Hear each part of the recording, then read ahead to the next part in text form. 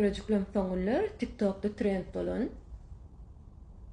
Ana, şular ýaly gelinip filtre videosyny nädip ýasamaly. Häzirde görkezýän.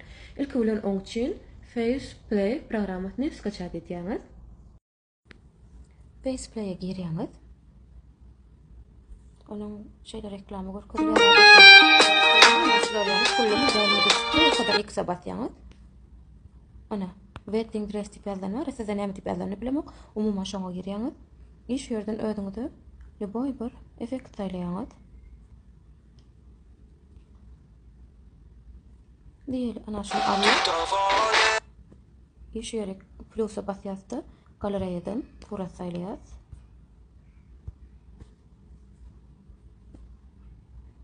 Böyle start edeceğiz. I free diýilene basýas. Ýene arasynda reklamy görkezýär. I video taýyn bolýança garaşýas. I sahranýa basyp sahranýaýas.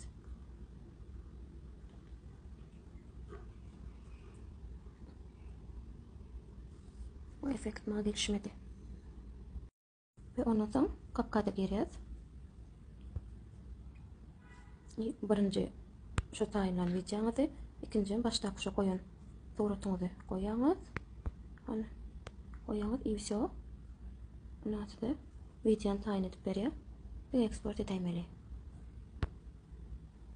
Wsё.